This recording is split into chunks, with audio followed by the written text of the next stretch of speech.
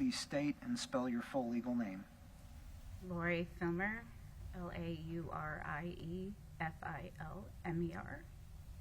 Okay. Please raise your right hand. Do you solemnly swear or affirm that any testimony you give today shall be the truth, the whole truth, and nothing but the truth, so help you God? I do. All right. Thank you. Please proceed. Thank you. Ms. Filmer, would you state your name for the record, please? Laurie Filmer, previously known as Laurie Shaver. Big day in your life, isn't it? Big week. Been several years, hasn't it, Ms. Filmer?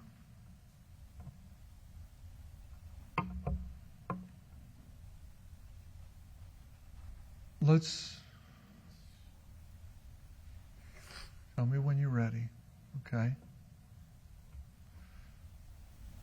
Would you tell the jury who you are and how you met Michael Shaver? I met Michael, we started dating in 7th grade. We lived in a very small town in Lawrence, New York.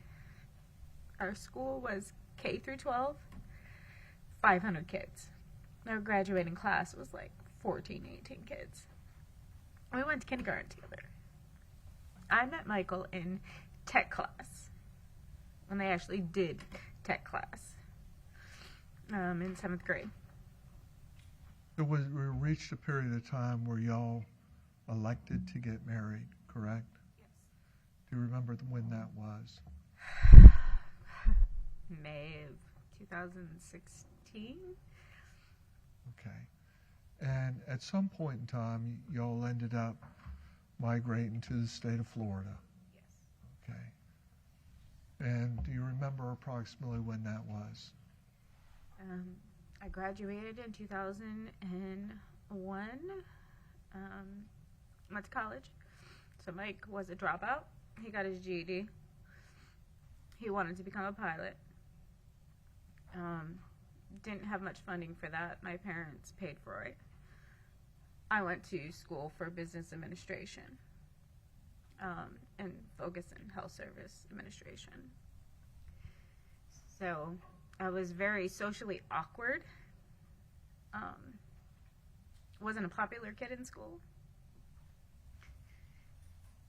Okay. My brother, one of my oldest brothers, I'm the youngest of 5. One of my brothers got meningitis at 7 weeks. And he was severely mentally retarded. He got picked on a lot. So growing up in a small town, that was not like acceptable way back then. And I spent all my time in the handicapped classroom. And that was like not popular. I was an outcast. He used to get beat up on the bus, and I would stick up for him. I met Mike had gone to school with him, but in 7th grade, in tech class, we became friends. He was an awkward kid as well, because he was kind of like a troublemaker at that time. And I didn't have anybody, he didn't have anybody. We kind of clung together at that point.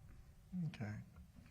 So there's some period of time went by, y'all got married, ended up down here, correct? Yes. Mike wanted to be a pilot, couldn't do that, or what? No, he did. Yep. Okay. Yep. Eventually did. Okay. Did he fly commercial, or was it a hobby? Nope. He, my parents helped him get his personal private pilot's license. He wanted to go on and get his professional pilot license. My parents told him that if he was going to date me, he was going to get his GED, and they would help him. He looked to his family to get assistance with that. He was denied.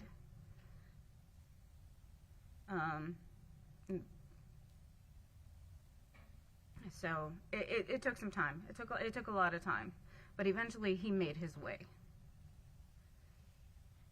He started flying for Pan Am Flight Academy, which is the lower division of U.S. Airways out of New York City. Okay. Yep. He was doing good. So eventually you end up down here, and Mhm. Mike transgresses into another occupation. How did that happen? Well, we first moved, so I worked for MetLife Disability. I worked for them for 15 years, corporate.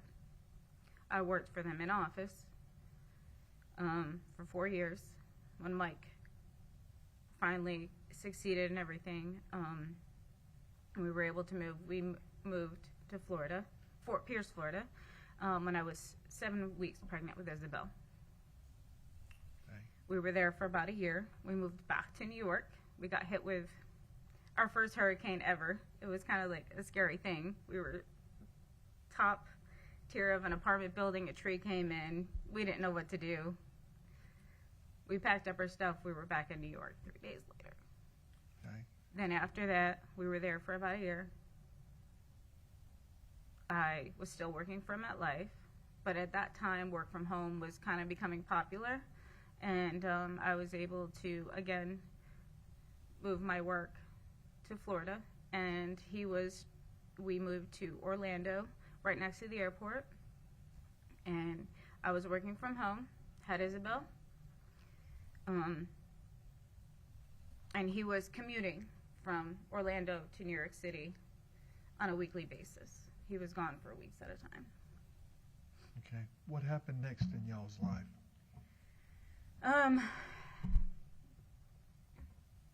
There was a lot. We just had each other.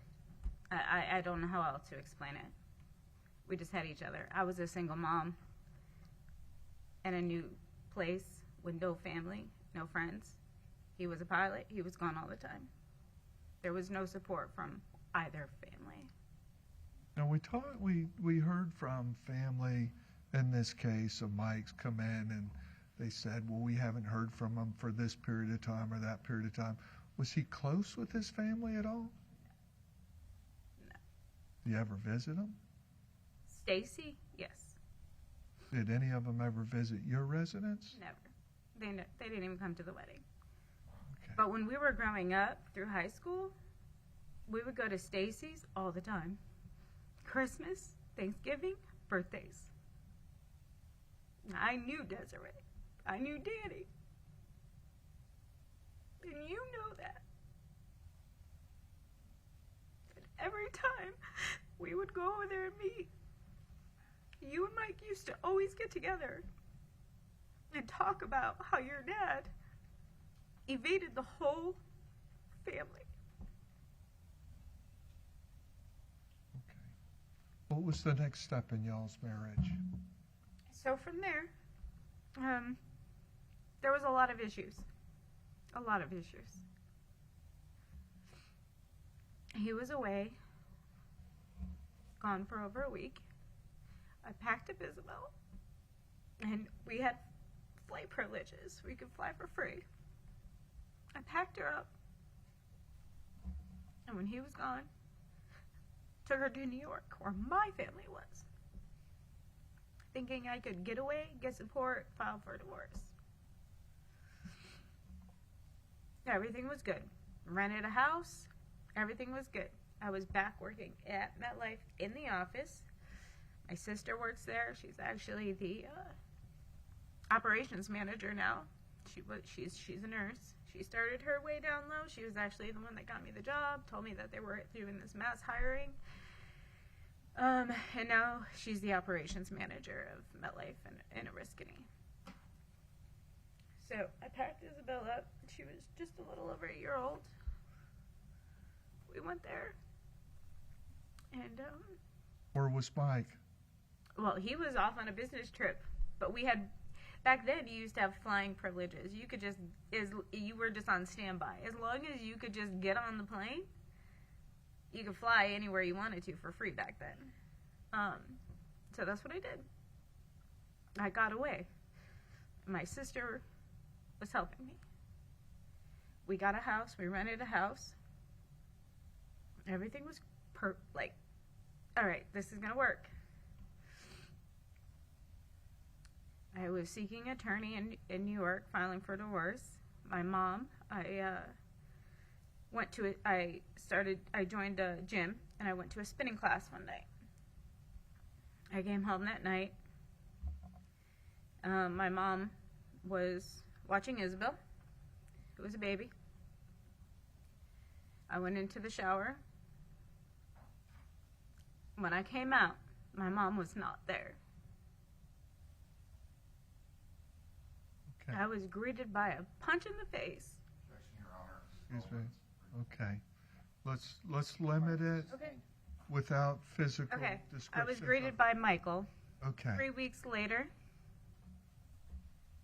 All right. I was out of work for 3 weeks. And we were all back in Florida 3 weeks after that. And I was again working from home without my family, without any support. And we were living in Davenport, Florida at that time, Champions Gate area. Let's transgress into the family environment.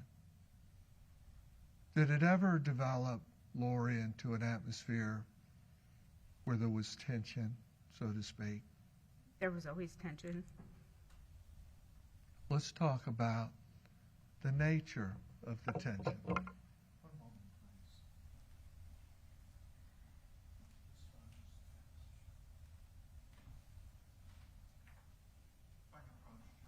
Yes, sir. I don't want to see pictures. I'm showing you a composite of images. I want you to look through those. Laurie, that's number 2.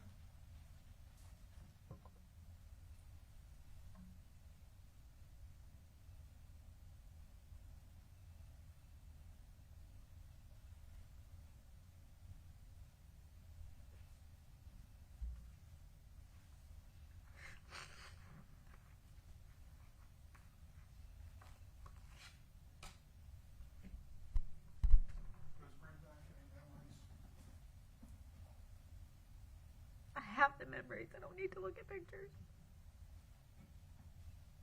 Now, without articulating the specific facts of those events, did you suffer any injuries at the hands of Michael Shaver? Yes. Showing you defense 3 identification. Who is that?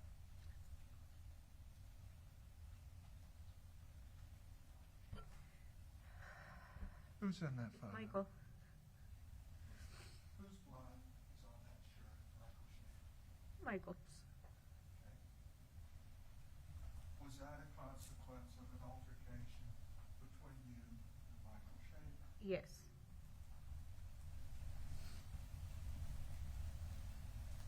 When these incidents occurred, would these occur around the family Yeah. and the occupants of that family? Sometimes. Pardon me? Sometimes. Most of the time. I mean, he didn't hide it. Let's talk about your relationship with Isabel. What was your relationship like with Isabel? Like when she was younger or now?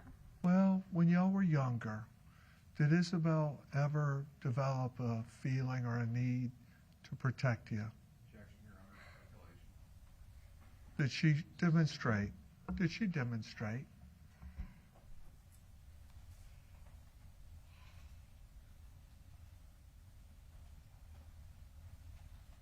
Isabel grew up really fast.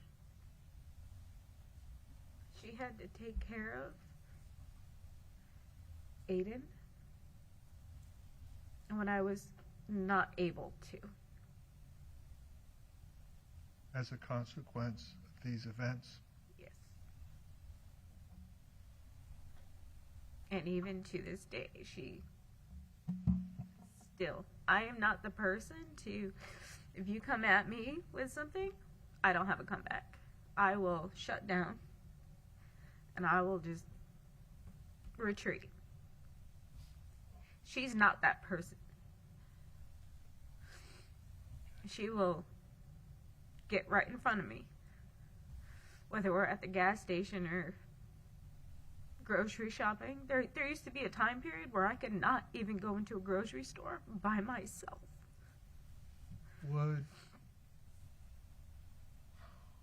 Were there events wherein you were not free to leave the residence?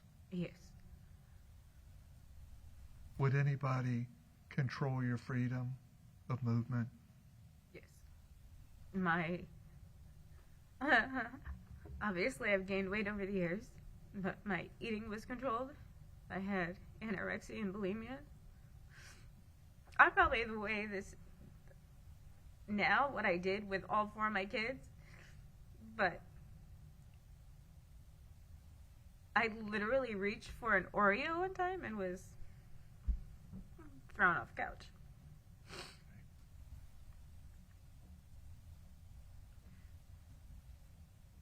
Now, at some point in time, Michael took a job at Disney, correct? Okay. Do you remember when that was? I don't remember the exact time. When we had moved back from New York to Florida, that's kind of when the whole Disney thing came about, because he didn't want to leave me alone. And I mean, from my presumption, it was because he wanted to be around and, make sure that nothing was going to happen. Okay. Or I wasn't going to leave. Was there any attempts to leave Michael? Probably about 8. Okay. One moment.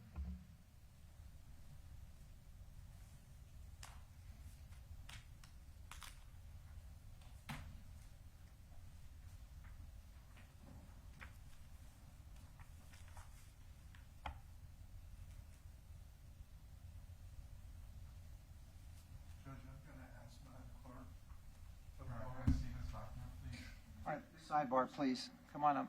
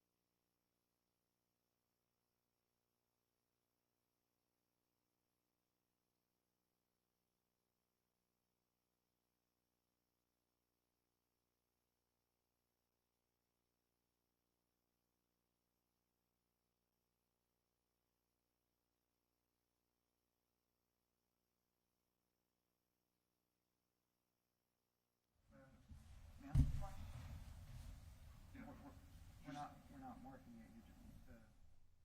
Your witness is just viewing. Okay. Thank you.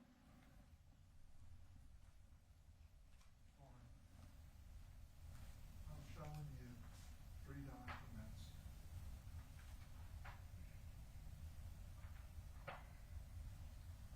Do those pertain to Laurie Shaver, Laurie Filmer?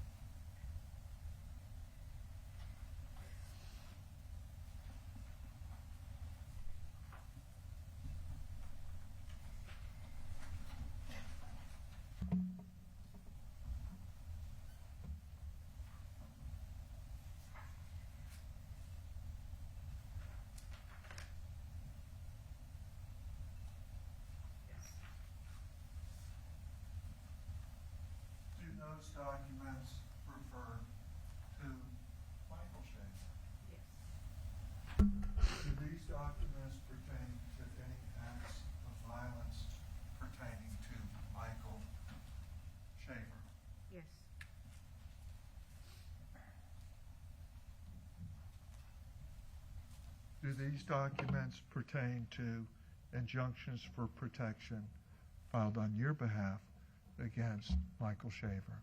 Yes. And there was an additional one filed by the state. Were those filed on your behalf as a consequence of violence and a feeling of a need for protection? Those three? Yes.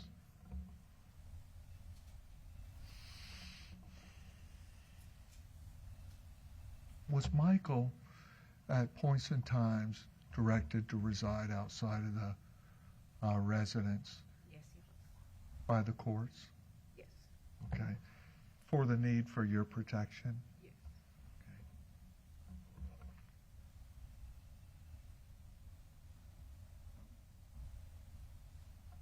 And were those injunctions issued as a consequence of violence?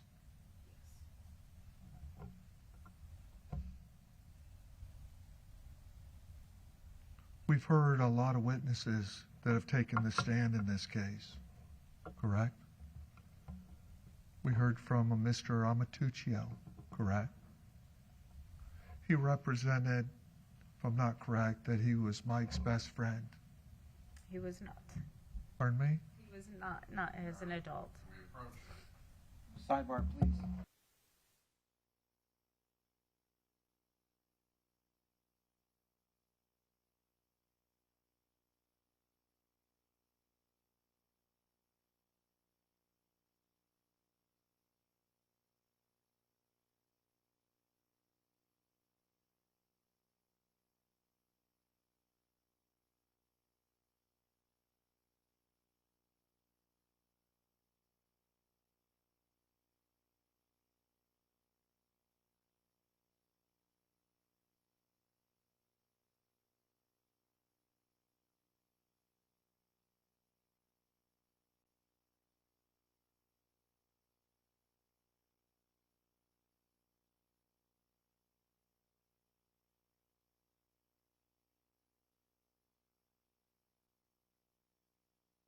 I believe Mr. Amatuccio took the stand and testified to this jury that he was Michael's best friend.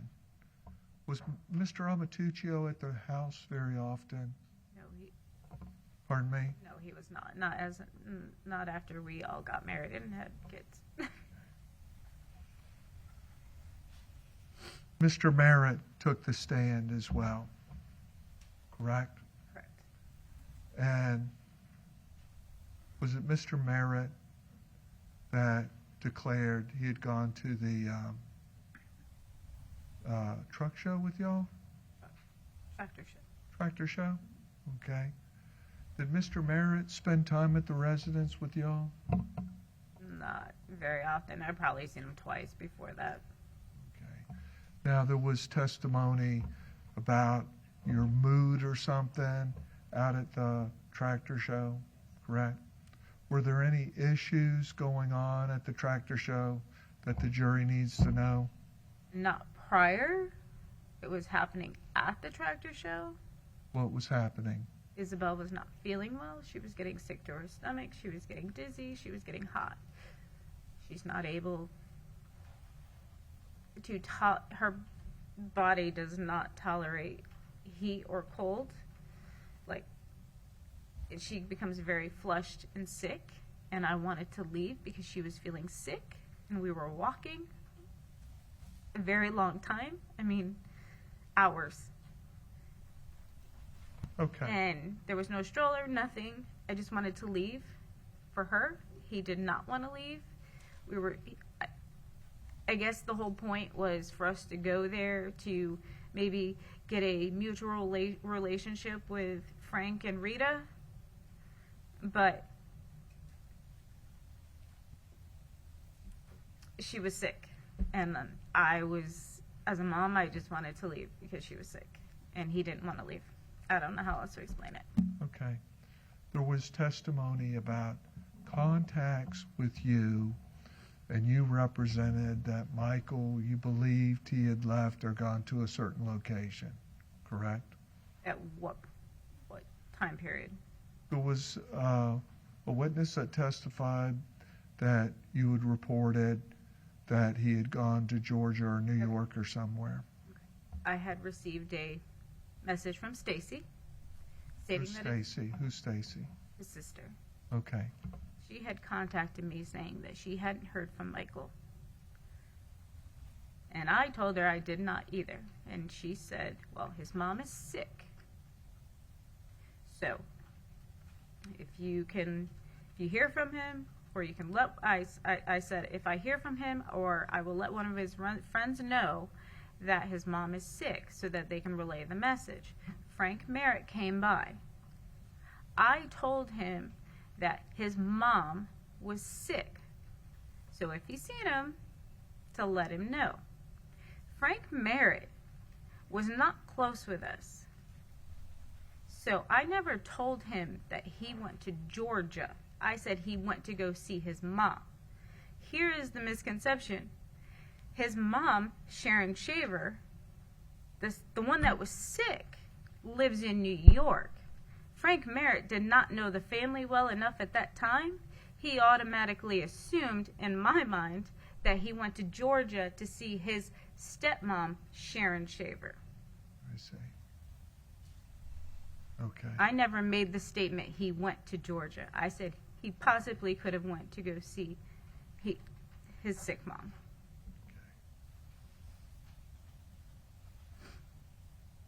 We also heard other witnesses testify, correct?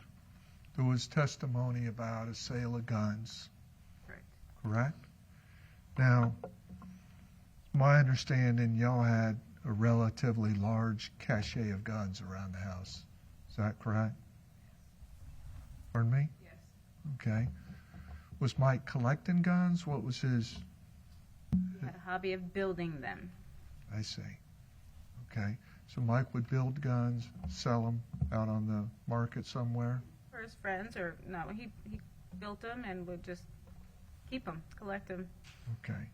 And with regards to the guns, we heard Isabel testify that Mike had dealt with the guns and been training the kids how to fire guns. Yeah. They knew gun safety. Okay.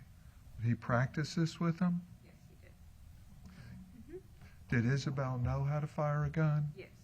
Okay. Everybody did. We had the 5 acres. There was target. We taught we used to go to the gun range as well, but we taught them how to various guns, check to see if they were loaded, unloaded, how to fire, and he would have them walk around the house after they checked to see if they were unloaded or whatnot. Walk around the house with them pointing down, teaching them not to point at anybody. Even with Nerf guns, they were not allowed to point them at people, things like that. Okay.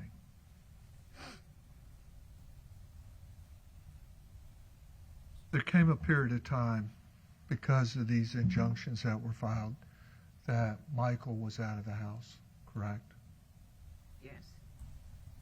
And there came a period of time you started dating other people, correct? It was it Mr. Bray? Who was it that Alan? pardon me? Ballou, wasn't it? Yeah. You dated Mr. Ballou. Was he married or single? Yep. Okay. Did y'all date long? No. Okay. Did he have any issues with Michael? Yes.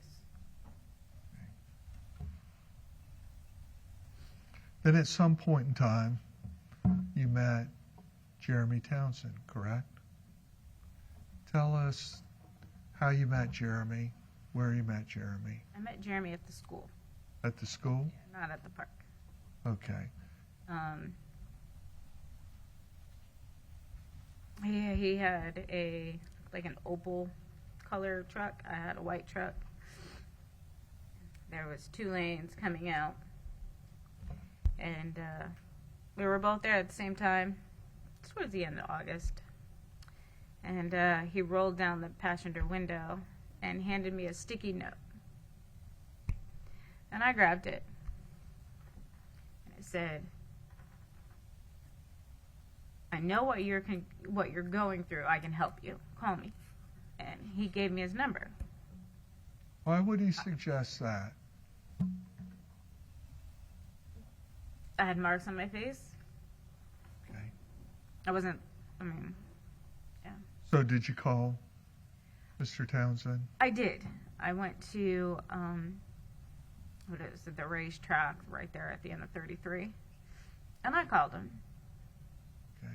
Now, Mr. Townshend testified that this was kind of an informal relationship. He characterized it as of one of friends with benefits, correct? He did. Okay. Did Mr. Townshend lead you to believe that he was single? Yes. Okay. There's digital data that's been introduced, of text, I believe. Does some of that contradict his statement here in court? Well, that's why I asked him, why did you lie to me?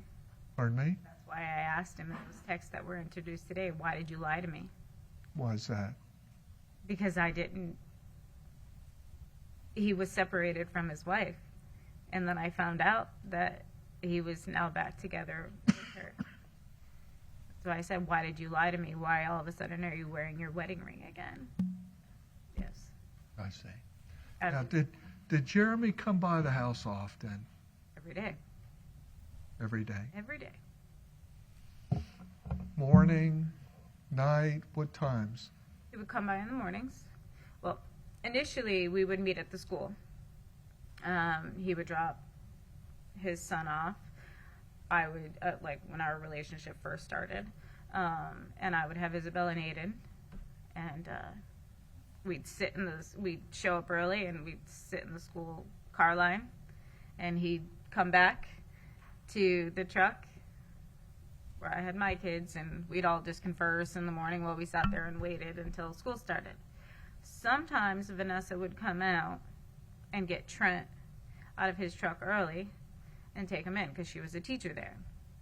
And then he would leave, go off to work. He worked in, he did landscaping. He had a partnership landscaping business. And I worked from home. So from there, probably in December, because prior to that I did Beachbody from home. I was doing Beachbody sales from home. Social anxiety. I had never, ever, ever, ever been to a gym before. He was going to Gold's Gym, which I don't remember what Austin said it's called now. But anyways, it was the Gold's Gym where he was a member of. And I was like, okay, that's fine. But I don't know how to use anything. I'm not going to go in and do it because I only worked out from home through, like, videos. So he goes, no, I know somebody there. It was a female because I wasn't comfortable with males. And he set me up with Rebecca Filmer, a personal trainer. That's how I met Austin and Becca. Becca and I became really close. We would go out dancing on Fridays. Like, my social life just kind of expanded from there. I started to see that there was a life outside of my home. I mean, little as it was, but it was still nice. Now, did you ever confide in Jay about your situation with Mike? Yes. So that all happened at the beginning. Obviously, he had seen that I had marks on my face. So I called him, and we did meet at the park after that to talk. And we met a few times, and it was just talking, friendship. And it was nice to have somebody to talk to, but he told me about his history in the military. He also told me that he was a bodyguard for some professional boxer, and I cannot remember the name. He would travel and be his bodyguard whenever he was on tour. He told me that he was in special ops. He served on the Bush administration in Washington, D.C. as security. Tons of stuff. Sniper. Told me everything. Okay. And we saw those contradictions with his testimony, correct? Mm. Did Mr. Townsend make any representations to you that he would protect you from Michael? Yes, from the very beginning. Okay. He told me if I ever needed anything, that I could contact him.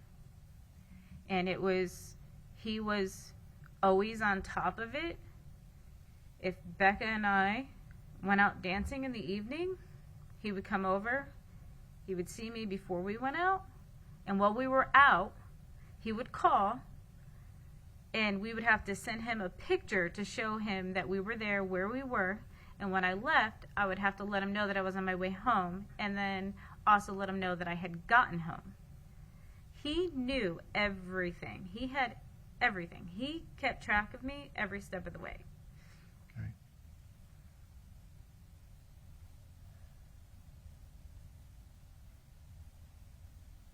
Let's talk about the event that's landed you here.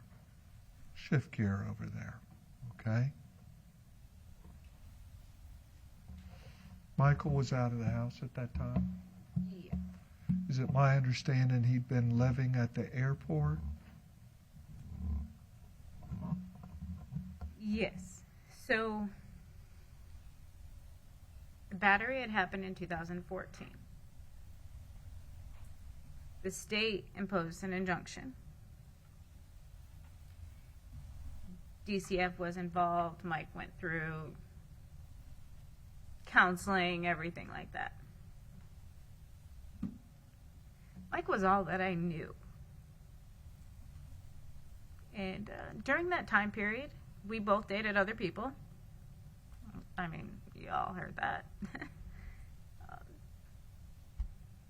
Once everything was up, I guess you could say, we started talking again. But DCF had been in the house, and they said that as long as he was not in the picture, everything was okay. But if he came back, They were going to take action? yeah. So they had offered to move me and the two kids, change our names, change our socials. Because But we had already moved so much. We finally were in a good school. The kids had good friends.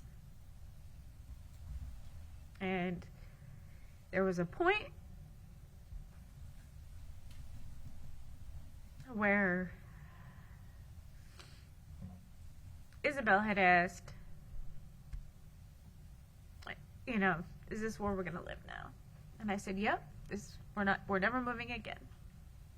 This is where we're staying. They went to a great school. Great friends. So when DCF came in and offered that, I'm like, nope, I'm strong now. I'm going to go to counseling. I went to Celebrate Recovery for codependency. I was going to live stream counseling. I thought I had it. So I'm like, nope, I'm going to stand my ground. Okay. And so I didn't leave. Dated.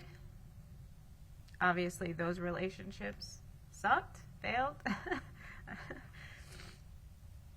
And I went back. I left Michael. Did it work out? No. We tried.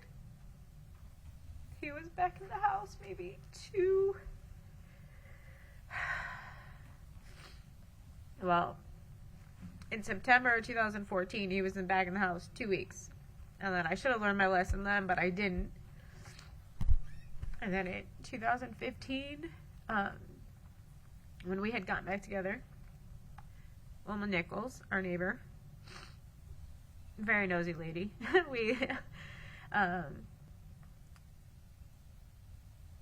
Mike would go to work. We would pick him up at L.J. Yates' house, who has not testified. L.J. Yates lived on 33. He also worked at Disney. Mike would drive from Disney to his house, and we would pick him up there and bring him back to the house, and he would duck so nobody would see him. And then he would sleep there all day. He built a privacy wall on our back patio so Wilma couldn't see. And she had put a gate so that she could just come over whenever she wanted. So we put a lock on there so she couldn't do that. And then he worked overnights. So about 7 o'clock, we would take him back to LJ8's house, and then he would go from there to work, and we continued that for a long time. Okay. So this in the house, out of the house, that continued on and off, correct? Yes. Okay. So there did come a point in time when you were later with Jereme, correct? So that's later in time, correct, to those events? Yeah. It was a couple months later. Like I said, school had just started. I had went to school without dropping the kids off, whatever. I had marks on my face. Jereme noticed. He sent me a message. I started talking to him. Obviously, talking to him reassuring me. He was saying all the right things. I kind of fell for it. I'm not denying that. I did. It was nice, right? Because now I'm back into... solid ground. Yeah. And it wasn't working, and I'm like, I'm right back into it. So, my birthday, Jereme and I had talked about plans to go out shopping, going to the movies, going to hurricanes. You know, just hanging out for the day while the kids were in school.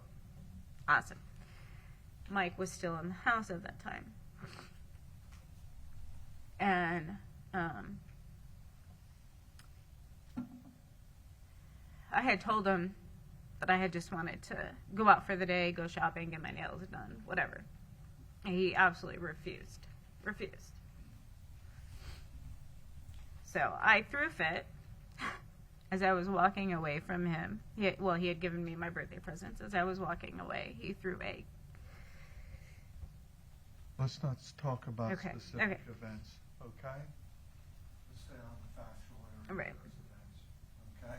But there was an altercation arising out of that Correct. confrontation, correct? Mhm. Okay. And so eventually, I take it, Michael's out of the house at a period of time, okay? So I kicked him out, I think it was November 10th. Okay. We heard testimony from one witness, and that you were waving a gun at Michael, threatening him. Some witness, he said he got in between you. That was Robert Mercado. Robert Mercado. Did that ever happen? No, it did not. Why was Robert Mercado at the residence? We were all hanging out, barbecue, whatever. I honestly don't remember. We were all on the back porch. There was drinking involved. Mike became irate. I went into the bedroom. He tried coming over me out the dresser. Robert stood in between. He separated him. Mike left the property. We couldn't get a hold of him. We called 911 in fear of Michael doing something to himself. There is a 911 call for that. They did make contact with him. And that was that. But no, there was no gun involved on that evening. Okay. The gun that's been introduced into evidence, was this gun used in the commission of this case? No, it was not. What happened to that gun? I never seen it again. I don't know. Who would have taken it? Jereme was the last one that had it.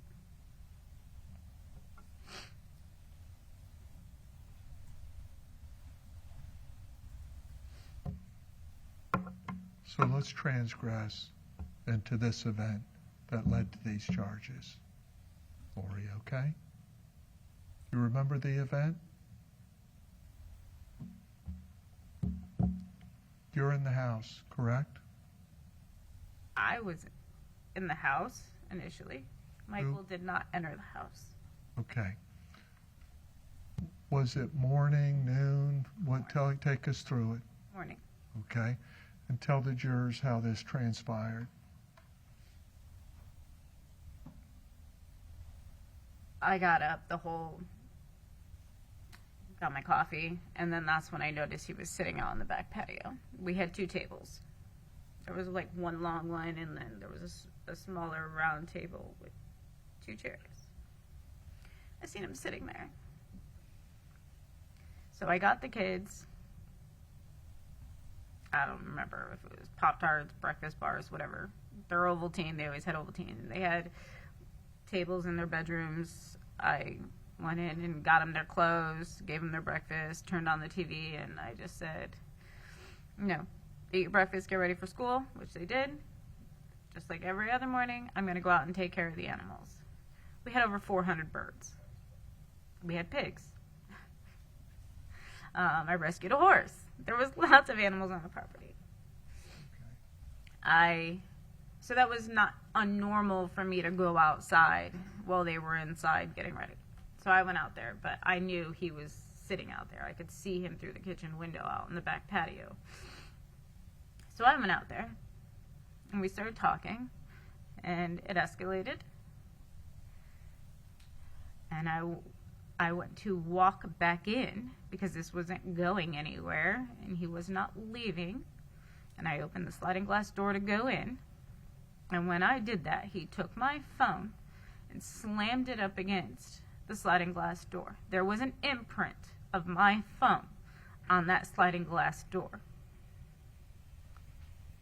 He grabbed my arm, pulled me down into his lap. In the furthest chair, that was, I don't have a picture in front of me, but the sliding glass door, there was like a post, and there was we had like a bistro table sitting there in front, and on this further side, I guess, in front of the sliding glass door, there was a chair. So he had pulled me down in his lap. He was holding on to me. And at that point, I was just trying to convince him, like, okay, enough. We'll work it out. What's he saying to you during this, Laurie? I was talking at that point. I was scared. That's why I'm saying, okay, we can work it out, because that's what I did every single time, because I was scared. And he told me not this time. Was he upset about anything in particular that you're aware of? Yes, he found out I had gotten pregnant. From Jay? Yes. Okay. So, is he mentioning that in his discussion, or what? Oh, yeah. I mean, not at that time. We had, it was previously before he pulled me into his lap, but, I mean, he knew. Okay. So I was like, okay, we'll work it out. Because at that point, I had already had the abortion. So, are you facing the house or facing away from the house? Tell us your direction. I'm facing, looking out the back pasture. I'm on the back porch, but I'm not looking into the house. Okay. Now, he spins you around, and you're in the chair, I take it? I'm in his lap. He's holding me there. Okay. And then he pushed me to the ground. Okay. As he pushes you to the ground, does he do anything? After he pushed me to the ground, he was kicking me in the stomach. Okay. Presuming you were pregnant or something? Yeah, and I had already told him I had the abortion, and I was screaming at that point. Okay. Is he making any threats to do any harm to you, any serious bodily harm? Yeah, I mean, he said not this time. He said I was not getting away. Okay. Not this time. I mean, we had been through so many events, but that's not the first time. I mean, he had pulled a gun out me at Publix in Claremont. This was not the first time. Okay, let's not talk about prior events. Okay? Yeah, I'm sorry. So you're on the ground, and he's kicking you. In the stomach. Okay. Is he kicking you hard? Yes. Okay. Very hard. Is he I was making throwing any? up. Okay. Is he making any statements of any intent to kill you or anything of that nature? Yes. Okay. Is he speaking in such a level that the children could hear this? Oh yeah, we both were. Okay. I was screaming. Okay. As he's doing this, and he's not relenting on it, did he have his foot anywhere? Well, that went on for a few minutes, and then he put his face or his foot on my face, Okay. smashing it into the patio, porch, Okay. whatever you want to call it. As he has his foot on your face, is it on the front of your face, the side of your face? I was facing him. Now I'm curled up facing the house. And it was just like this. Is he continue to yell? Hmm? Is he yelling at you? Not at that point. Nope. Okay. No. We were sitting there, and I could not yell anymore.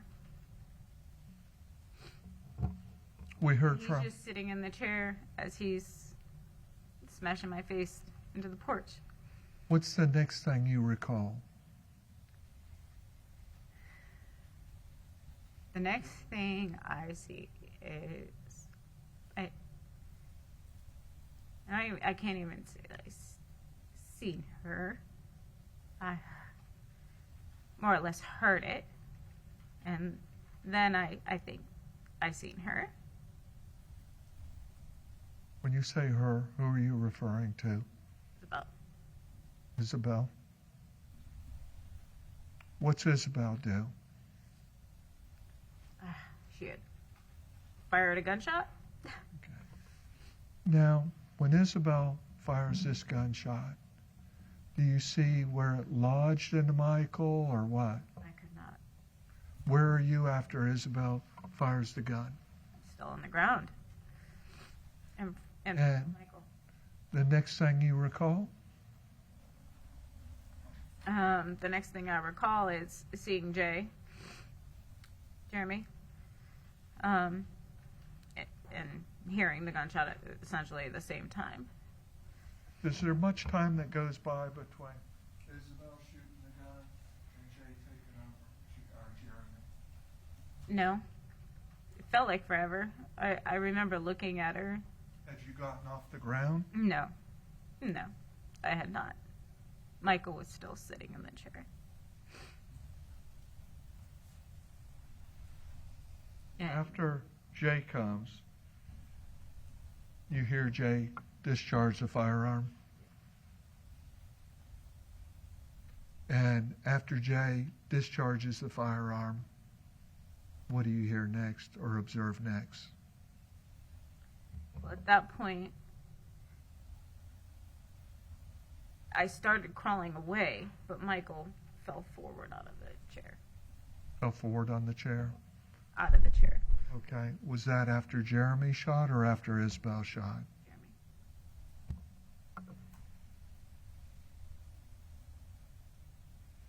After Jeremy makes that shot into Michael, what happens after that? I got up, we went into the house, we went into Isabel's room, and Now, who has the gun at that point? I don't recall that he had the gun. I don't know. Okay. He Did you see? was the last one with the gun. Okay. Did you see Isabel carrying it after that? No. But it wasn't carried into her room where we were having a conversation. Now, Jeremy makes that shot. You get up, you go into the house. Are any statements made by Jeremy? Yes. So he tells me to take the kids, get them out of the house, and he would take care of it. He insinuated that if we said anything, that she would be taken away. And he said that he was not going to take the blame for this. So what did you do? I took the kids. I left. That's what I always did. I took the kids and I left. Where'd you take them? I took them to school. I wanted to get back home. I did not know what was going to happen after that, but I wanted to get the kids out. And the only place I had to take them was school. It wasn't that far away. So you take the kids to school, come back to the house. Is Michael there? No. Is Jay there? No. Nope. No. And we had a conversation with Aiden. I remember that. He had obviously heard commotion. And he didn't know what happened. He didn't see it. He was in his room, which was at the further end of the house. And I had just told him, your dad's going away for a long, long time, and insinuated that he was going to jail.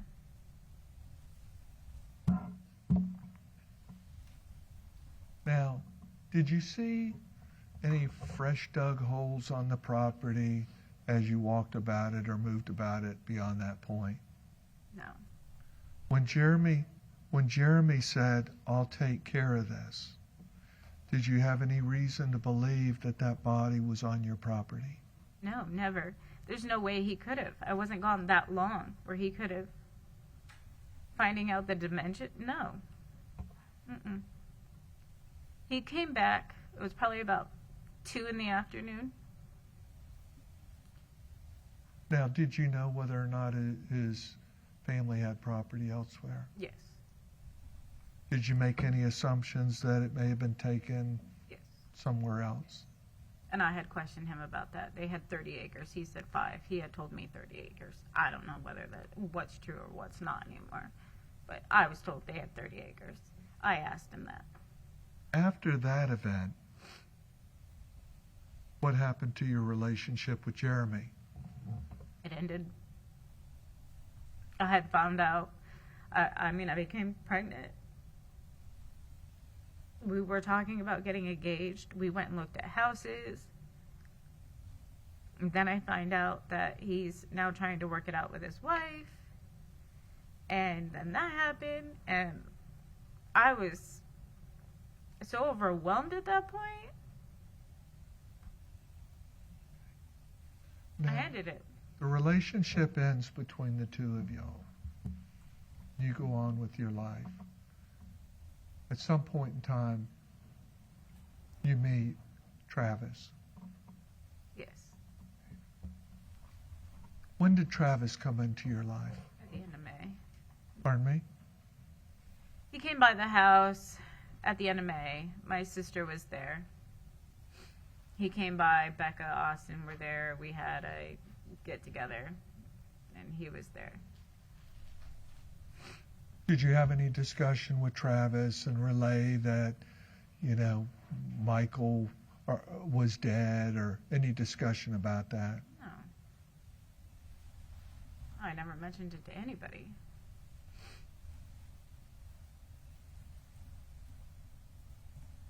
There later came a point in time when this patio was built, correct? The fire pit?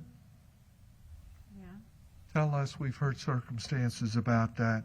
How did that end up, and why did that end up being placed at that location? It was a big open area in the backyard. When Jereme and I were together, it was an idea that we would lay concrete down. He was supposed to help me with it. That's why the concrete was bought in January of 2016, I think it was. We sat down, we talked about the dimensions of it, and he was explaining to me how to calculate how much concrete you would need and whatnot, I went out and bought it. And then bought it, unloaded it into the shed. And it sat there until September, later that year. And then you had broken up with Jereme, correct? And then later you take up with Travis, Correct. correct? And eventually this fire pit gets dug, correct?